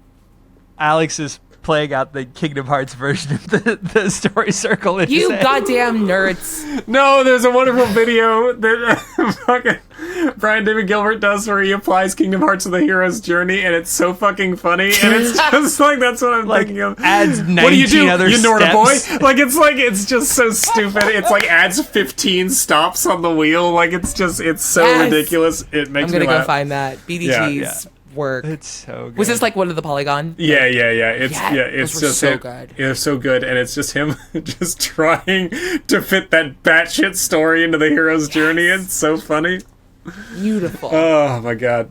All right, I got another one here from Miranda Brandon, which I'm convinced is just Mayana Baron's burner account. What is the process for creating characters in Session 0? What do you use to get a cohesive party and interesting characters? Do you give prompts and directions or limit choices to achieve a specific setting or mood? Do the players make characters together or by themselves? Do you have them ready when they come to the table? What does that process of creating characters for your games look like? Amazing. You want to go first? You want me to go first? You go first. Okay. I think for like a lot of the stuff I do on camera, I begin with like thematically what I want to tell a story about, and then say, what do you guys care? Like, given this is generally the vibe of the story, not the plot, the vibe of the story, the vibe of the mechanics, the vibe of the setting. What do you feel like is interesting? I like building characters in groups. I had one campaign specifically, A Court of Fate and Flowers, where everyone like really developed their characters away from each other because the like romance and strangeness to one another was an important part. Like they were not a party. They were strangers to lovers to enemies. So, but it was also very hard to deal with all of that and make sure that people weren't inadvertently like stepping on toes and like getting weirdly close to each other. So I like letting everyone discuss as a group what seems interesting, and then the actual story and the plot gets picked up off of like what they're beginning to care about as they decide what kind of characters they're going to be. And then my intervention is usually just making sure that they all have like good hooks into each other. I'm like, okay, you find that interesting. How does that connect you to like at least two other people at the table? Like, not every relationship has to be positive, but you have to care about one another. Yeah. No, I completely agree with all of that. Like, I have a lot less experience DMing games than Aabria does. So, like, and I think, and you know what's funny is that we're doing all this bullshit. This will be the first game I've DM'd that is long form ever on screen. So, like, is that true? Yeah, it's gonna be so good. I've done like three one shots on camera. There was a lot of qualifiers. That was like long form on screen. Yeah, yeah. Like I ran a D&D. Like I've run one long campaign, which was like 2 years of D&D, and that is essentially it.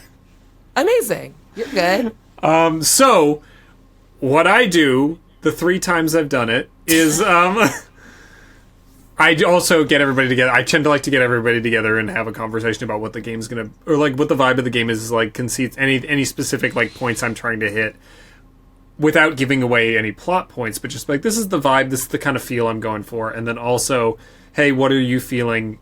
You can make whatever, but I want to make sure it's all cohesive with each other, so I want you all to talk it out, and then I'll deal with the fallout of every character you created. Yeah. Like, it's, you know, it's that kind of thing. And then we at time of recording, we have done that for the Ghostlight show. Unfortunately, Aabria was unavailable, so Aabria will have to deal with that. Sorry. But everybody else talked about their shit.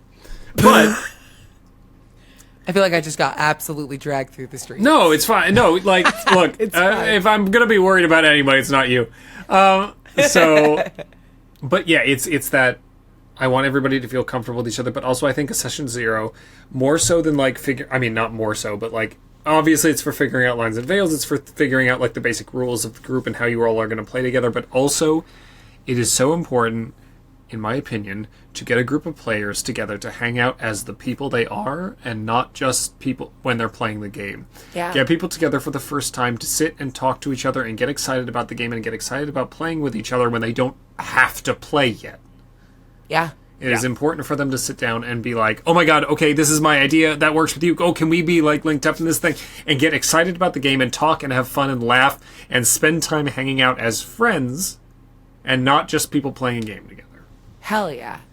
Become fans of your own game. Yes. Like, that's what it is. It's really, like, you're excited about the story that you are telling. Yeah, you will never have more fun in a tabletop RPG than when you are all excited about the game you're playing and think it's really cool. That's 1,000%. That's the best way. That is the ingredient that a lot of people forget is important in tabletop games.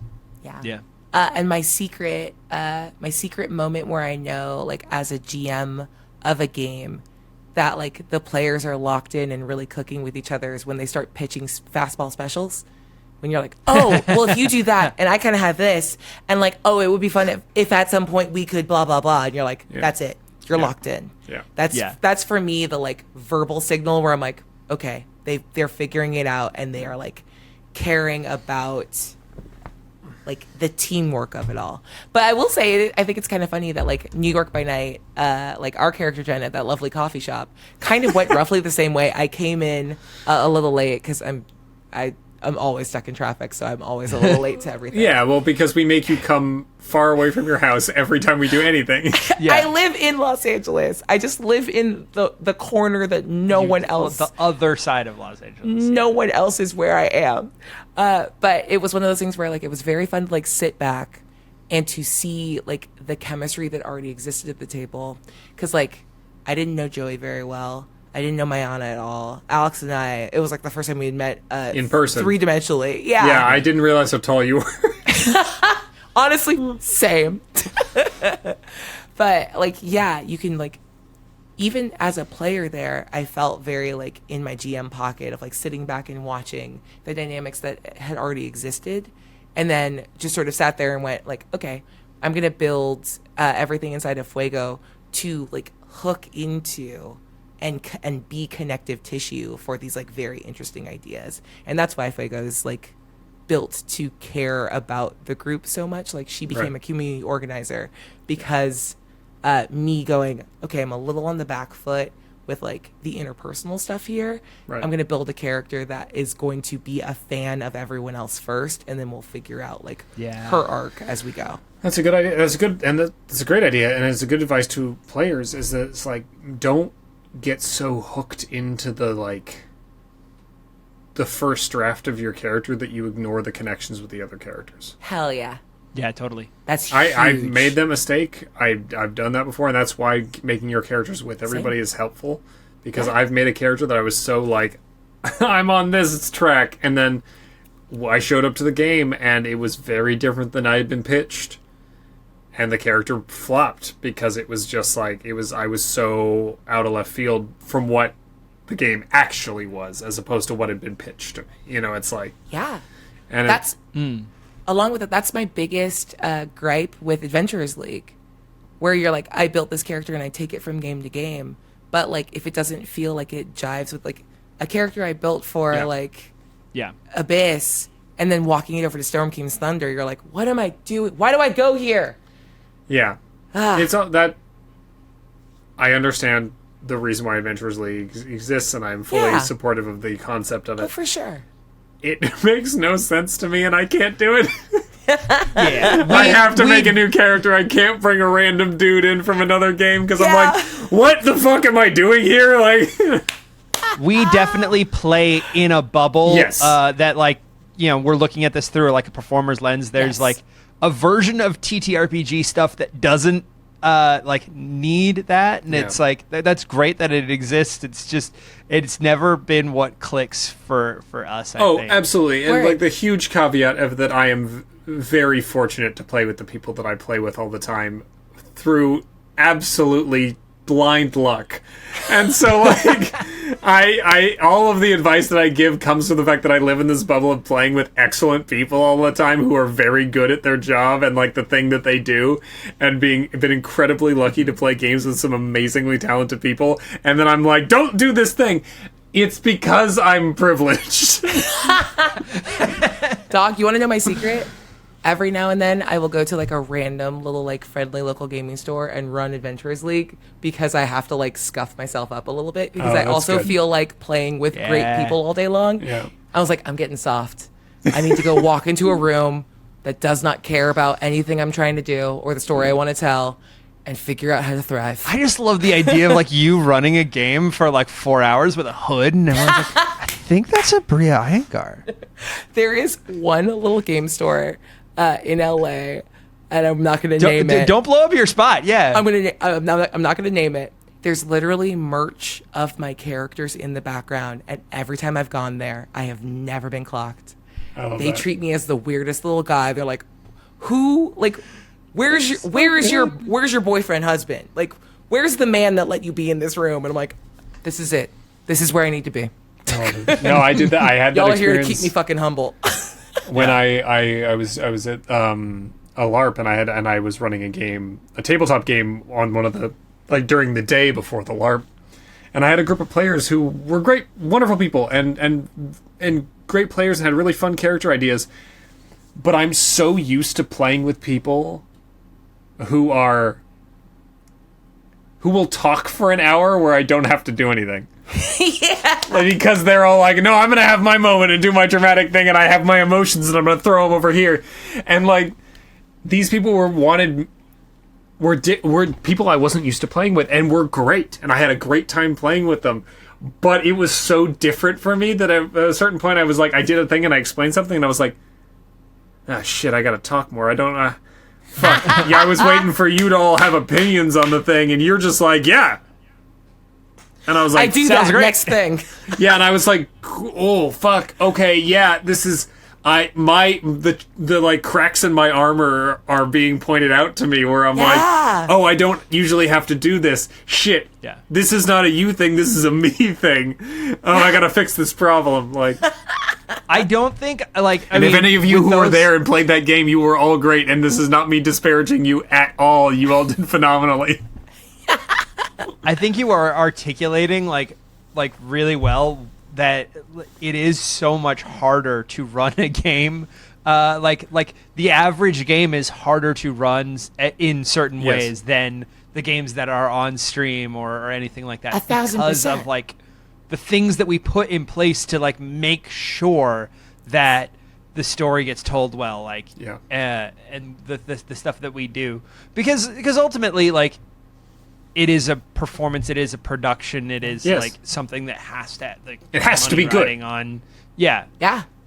There's all kinds of things that like and that I'm not going to say that we take away from the game too much, but like there's little conceits that we make to make sure that the game like ends on good moments and like you know, keeps moving and stuff like that. Even something as simple as an edit makes the game move so much quicker. Yeah, there's like, we don't script them. That's not what I'm saying. So I'm not saying we script them. Am I not supposed to use the script that you sent out? Don't fucking say no. I'm sorry. Edit this out. We'll send you a new copy. Yeah, send you new sites. I've revised it. No, we don't. Like, obviously, we don't script things. We don't do any of the things that people on the internet accuse us of doing. But we do stack the deck, quote unquote. 100%. Like, it's like, oh, we get people who can fucking kill this. We know we've worked with them before. We know they're good at their job. We set the situation, and we have people behind the scenes who are doing good work, and other people who are like, hey, like. And then we talk story with other people and be like, what about this? Like, I'm thinking about doing this, and well, what if you did this? And like, and then other people contribute to a story. It's not just like me going like, I have to mastermind a whole story. Like, exactly. It's also just us. Like, sometimes you get in the rhythm and you do something cool, and you're like, I didn't even think about that. That just fucking happened. And like, that's part of it, is there is a randomness to it, but like, we do stack the deck in our favor to make sure something works out well. You know, it's like we talk about this shit all the time. And like, it's not just like we show up on the day and go, we're going to film an episode, guess we'll see what happens. Like, it's like, there is part of me that's talked about plot lines for weeks with people who aren't playing, because I'm like, okay, what I'm thinking about doing this thing, and I think if we do it this way, it'll be really cool, and here's a plot hook idea, and it's not going to trigger unless something happens, and like, you know, it's like... Yep. Mm-hmm. God, the ability to like talk to your friends that aren't in your games, to just be like, okay, I need a rubber duck right now. Yeah. I'm planning something over here. Can I talk to you about what I'm thinking? Can you help like troubleshoot, look for red flags? And all of our tables have button pushers and like button finders, and both are important. You're like, I need someone who's going to do the thing so we can like stay on task, and like we all film with timelines and like a crew that needs to go home. Yeah. So you need a person that's like, we're done dilly-dallying. I do the thing. And you need that person at the table that always finds the button, that like figures out the way from the like player position to like tie it off, to have a good moment. And you're like, and that was it. And here's where we end. Like, yeah. Well, and so like, even from a player standpoint too, like not just from a storyteller, like when we were doing season 5 of LA, do I have to watch LA by Night? Because I'm not getting any of these references. I don't watch. I'm only in the one scene, so you don't. Oh my god! Wait, you've played. It's a D&D game, right? What is it? Yes. Yeah. It's great, amazing. It's basically just Curse of Strahd. I'm so sorry. What a stupid digression. Please continue your very good story. Oh man. So yeah, the very end of LA by Night. So I guess spoilers, just in case. But like Josephine came up and talked to me when we were deciding that I was going to come in and play Bosch for that one scene with her. And she and I had a conversation that was very much like, hey, I'm thinking of killing Bosch. I'm thinking of electrocuting you to death. And so I had, like, from us having that conversation to playing the scene to figure out what it was going to be like to, like, be electrocuted to death. It's not something that I had to, like, improv in the moment, even though, like, that's how it plays out in the scene. So, like, knowing that she was considering it gave me the ability to, like, think about it. Like, it's not that it was a scripted moment. She still could have not done it. And Bosch's conversation could have, like, it could have skewed either way. But knowing that it was going to happen, and partially also because, like, we have lighting gags and things like that, and it's like, hey, if you're going to use lightning powers, just let us know, because then we want to do the lightning things. Yeah. Which is basically how we did it. It's like kind of like get the loose ideas of what everyone could do so that we can mess around with that. So you kind of have the loose idea, and that's like how a lot of these productions work, is where it's not scripted. It's not scripted. That's not what I'm saying. What I'm saying is, like, we stack the deck. I don't even take notes. You think I script something? Yeah, the difference between scripting versus, like, contingencies is, like, a thing that I think is very clear when you're inside the machines that make these kinds of stories, and might look a little different from outside. That's why, like, Matt, every time he like something happens, he's like, I built 5 battle maps because I didn't know what you all were going to do. And I think everybody forgets that he says that shit sometimes, where he's like, I built 75 castles and you picked one of them. Like, it's like... Bruh, I've used one of Matt's other maps. Like, I'm not going to say where, but there is an episode where I was like, I need to build hey, Matt, did they not go in this direction? He's like, no. And I was like, you're not going to, can you keep that standing? He's like, yeah. I was like, fuck yeah. Free map. It's not, you build possibilities. You don't railroad. You just go, okay, I have 5 possibilities of things I think they're most likely to do. Yeah. And I will plan for those things, and then they will pick the 6th thing. Exactly. And you're like, fuck, okay, well, and then you have an extra thing built for, like, in case of none of these other things break glass. Like, yeah, Matt builds 5 maps. In the dome, my stream deck, I have, like, 4 or 5 screens of, like, lighting gags and dome things of, like, what may happen. And the nice thing of an edit, if I'm like, okay, I think I know what I can, like, sync up to the 6th thing that this person's pitched, but I might have to go find it, and that's the thing that'll get edited out. Oh, and then a bunch of stuff that doesn't get used, and then everyone gets mad, and they're like, we built this lighting guy. I was like, I'm sorry, they didn't do the exact one thing that I thought they might have done one time.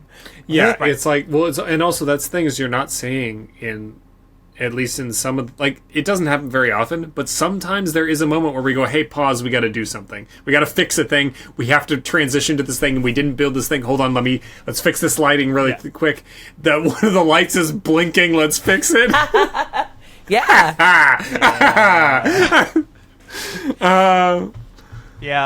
We couldn't get away with a lot of that stuff originally in Vampire because it was live. It was live. Yeah. And then eventually it wasn't. Yeah. But, when it was live, it was like whatever you saw was what you saw. And mostly the live to tape is what you see. Like, it's there are no edits. There was one time where, like, an edit fucked up and, like, somebody was cut off halfway, and that was very funny. But, like, oh yeah, yeah. It was like one of the one times that Holly was not TD. Yeah. And that's how you know Holly is a load-bearing pillar of vampire. Yes. Anyway, but to tie it back to our earliest conversation, I don't remember what the question was. About the difference between, like, home games and like stream games. In a home game, if your players throw something at you that you're like, oh, I didn't prep for that at all, it's perfectly reasonable to go like, okay, why don't we take like a 10-minute pizza break, and I'm going to think about what to do next. This is where, like, that's a very easy, casual thing to do inside of a home game. But we still do that inside of, like, our stream games, too. Sometimes you're like, that's a great idea. I don't have an answer for you yet. Give me a second and we'll figure something out, because you still want to chase everyone's fun. Yes. Yeah, totally. Yeah. All right. So I think I'm going to go with the last question here. This is I gave William you a Howard. perfect button. Yes, to tie it you off did. there. Joey's not the one who finds the button. I found the button and he smacked the button out of my hand. Good. One more question. I want to give one last question because I think this is this is a good point. It's I'm a huge fan of your work. So looking forward to your work here. No. We're all fans of horror here, I assume. How do you think horror works best in a tabletop game? And have there been moments around a table, on or off camera, where you've truly been scared? Ooh. I think horror and comedy are basically the same thing. It's about setting expectations and subverting them. Yeah. And you do that for a laugh with comedy. And horror, the opposite feeling.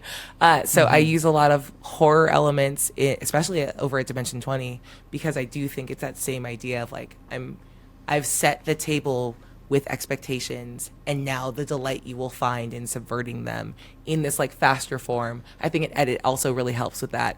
Horror requires an amount of tension, but there's diminishing tail to lingering inside it without the payoff of that mounting tension.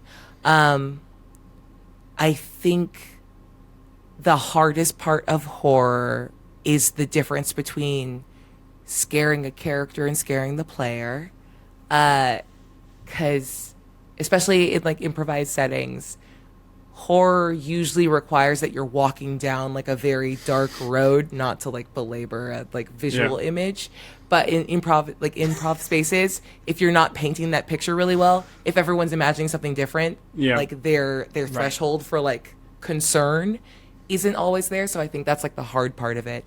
I don't think I've ever been actually scared or jump scared at a table, but I've definitely been horrified. Easiest answers.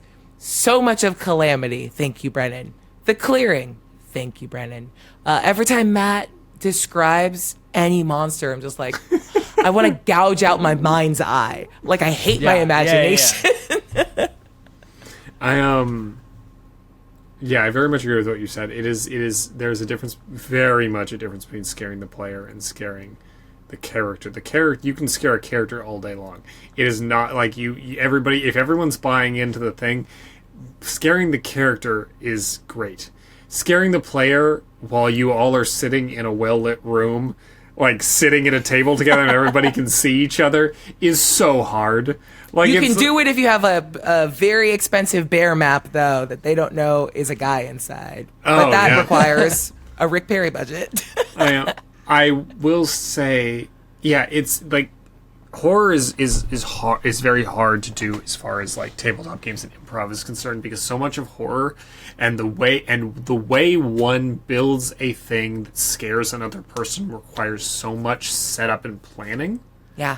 That it is hard to do improvised. True. Yeah. A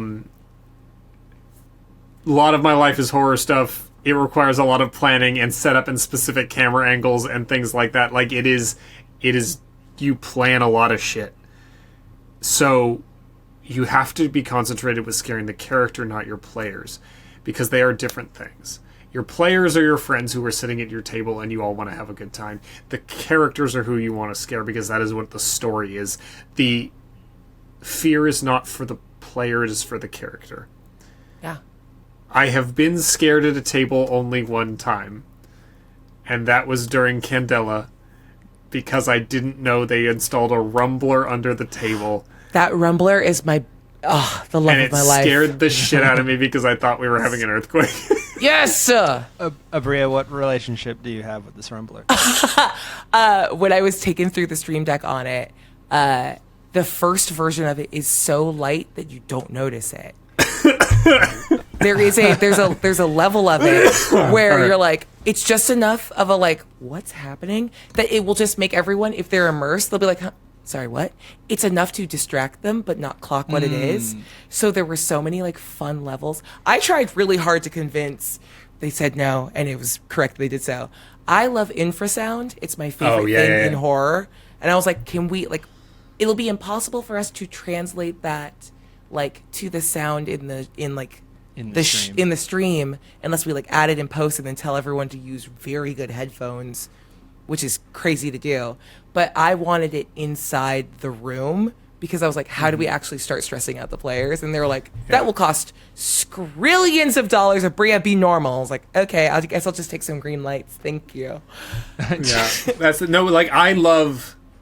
But that Rumbler, that was great. Well, it's creating. I just moved my camera. No, you're perfect. It is creating an experience where you are. My ideal thing is a mix between describing something that is scaring the characters and they are in a horrible situation that is causing them fear while knocking the players on their back foot. Yeah. With things that I have pre-planned that they don't know are going to happen at the table is the perfect experience of like, oh, you're dealing with this situation and now half of your brain is like, holy shit, this thing is happening, but also my character is dealing with this thing, and it causes them to like have to they're put off balance, and not in a bad way, but just in a way that makes this like, oh shit, I wasn't prepared for this, and it surprises them. And surprises for players are great because you're never gonna I say never. You're not. It's so hard to actually horrify a player in a safe way. Yes. So horrifying a character is great, and surprising a player is good. 100%. My one last thing I'll add, and I'm so nervous because I feel like I'm like handing ammunition to the man who's about to hold a gun to me for the next however long we end up getting to like do Ghostlight. But an hour. One hour. One of the things I love so much in like horror films is non-diegetic sound. The things that cue the audience to feel uncomfortable and to start to get nervous about what's happening. There is a way to do that inside of games that I was like very happy to discover as I was doing Burrow's End, which was the non-diegetic sound that happens inside of RPGs and like playing tabletop games is above character or like above game GM banter. What's the little thing that you mentioned that you're like, I'm just saying a thing, but it's not actually me describing the world to you. So early on in Burrow's End, I would throw in flippant little silly comments like, oh, I thought there would be like, so Burrow's End, spoilers. I wiped the burrow and all of the other stoats that this like family knew. Right, because the burrow ended. I said it in episode 1 and people got really, I was like, the title of this is Burrow's End. I meant it. But in the like second episode, once I've taken everything away and I'm like trying to describe, like you guys are walking around, the woods are strange. You don't have anyone else that like, this isn't all animals can speak to all animals. Only stoats can speak to stoats and there's only this small group of you left.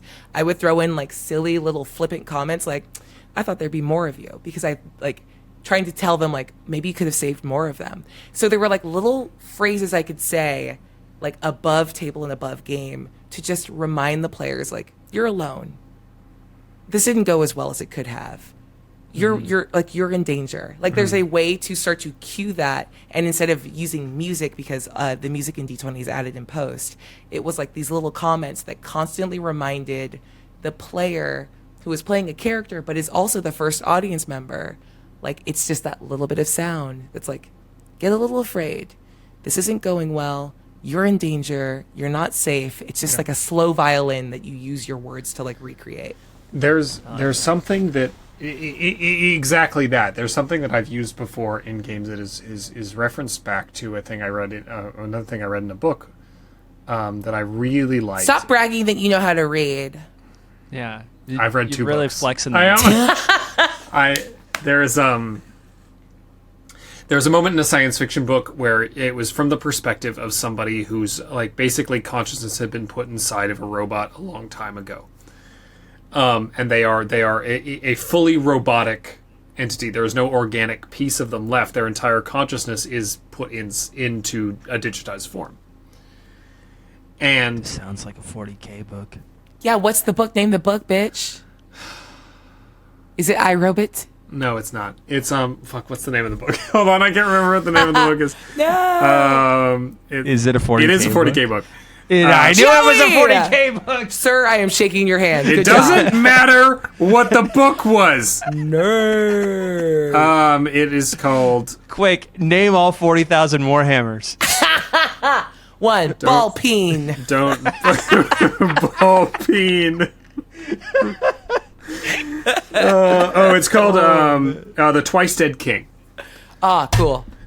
So there's a moment in that book where this being who has been alive for a long fucking time and is very analytical of every situation that he is dealing with has a moment where he's knocked onto his back foot and he goes to gasp and he has no lungs.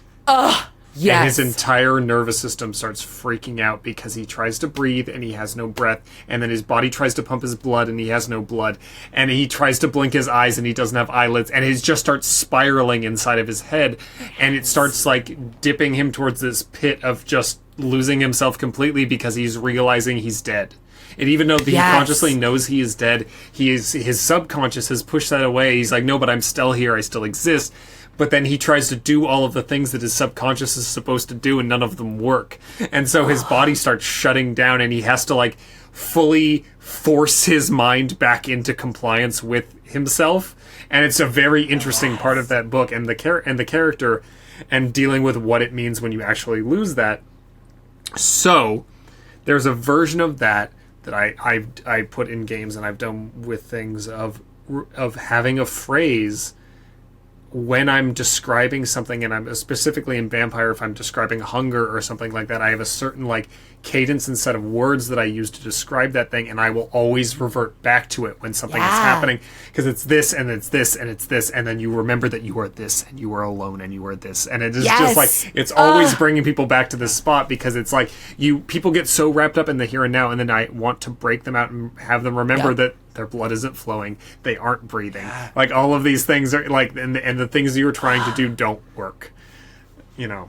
That was one of the things I wanted to explore, or we still might, with Fuego, was like her desperation to, whenever she was starting to feel a big emotion, she would have to like reach for Blush of Life, because like if she ever couldn't do the thing that physically she would expect to do to like move through a big emotion, she would have spiraled exactly the same way. Yeah, well, absolutely. That was one of the thoughts. Well, and that thing that you were talking about like how you're consciously, you know that you don't breathe anymore or anything like that, but your subconscious, your lizard brain doesn't. Yeah. Like it's like that translates over so well to Vampire. Yeah. So one of the things that, and I was doing that. I was even doing that when I was doing Salem's. There was a thing where, like, obviously the character I was playing was a very old vampire. There was a line that is cut from spoilers. It's cut from the movie, but I talk about how I'm older than Christianity and all of this stuff. Like, I've been around for a long time, and there were moments where I would still breathe. Like, I would still intake air, even though, of course, it doesn't do anything for him. He's not a breathing creature.